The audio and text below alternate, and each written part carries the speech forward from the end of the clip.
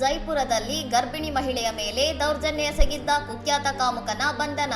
ಪೊಲೀಸರಿಂದ ತಪ್ಪಿಸಿಕೊಳ್ಳುವ ಯತ್ನದಲ್ಲಿ ಆರೋಪಿಯ ಕೈಕಾಲು ಭಗ್ನ.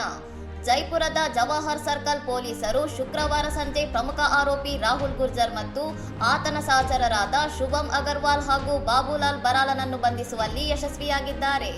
ಬಂಧಿತ ರಾಹುಲ್ ಗುರ್ಜರ್ ಒಬ್ಬ ವೃತ್ತಿಪರ ಅಪರಾಧಿಯಾಗಿದ್ದು, ಈತನ ವಿರುದ್ಧ ಈಗಾಗಲೇ ಮಧ್ಯಪ್ರದೇಶದಲ್ಲಿ 33 ಮತ್ತು ಜೈಪುರದಲ್ಲಿ 5 ಸೇರಿದಂತೆ ಒಟ್ಟು 38 ಕ್ರಿಮಿನಲ್ ಪ್ರಕರಣಗಳು ದಾಖಲಾಗಿವೆ.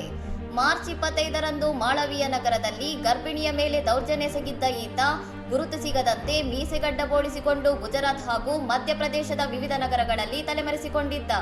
ವಿಚಾರಣೆಯ ವೇಳೆ ಆರೋಪಿಯು ಕಳೆದ 1 ತಿಂಗಳಿನಿಂದ ಜೈಪುರದ ವಿವಿಧೆಡೆ 4 ಯುವತಿಯರಿಗೆ ಸಾರ್ವಜನಿಕವಾಗಿ ಲೈಂಗಿಕ ಕಿರುಕುಳ ನೀಡಿರುವುದಾಗಿ ಆಘಾತಕಾರಿ ಸತ್ಯ ಒಪ್ಪಿಕೊಂಡಿದ್ದಾನೆ. ಪೊಲೀಸರಿಂದ ತಪ್ಪಿಸಿಕೊಳ್ಳಲು ಮೊರೇನಾ ನ್ಯಾಯಾಲಯದಲ್ಲಿ ಶರಣಾಗುವ ನಾಟಕವಾಡಿದ್ದ ಈತನನ್ನು ವಾರಂಟ್ ಮೂಲಕ ವಶಕ್ಕೆ ಪಡೆಯಲಾಗಿದ್ದು, ಪರಾರಿಯಾಗುವ ಯತ್ನದಲ್ಲಿ ಬಿದ್ದು ಕೈಕಾಲು ಮುರಿದುಕೊಂಡಿದ್ದ ಆರೋಪಿಗೆ ಸದ್ಯ ವೈದ್ಯಕೀಯ ಚಿಕಿತ್ಸೆ ನೀಡಲಾಗುತ್ತಿದೆ. ಇನ್ನಷ್ಟು ಸುದ್ದಿಗಳಿಗಾಗಿ ನೋಡ್ತಾ ಇರಿ ಸೌರಂ ಟಿವಿ.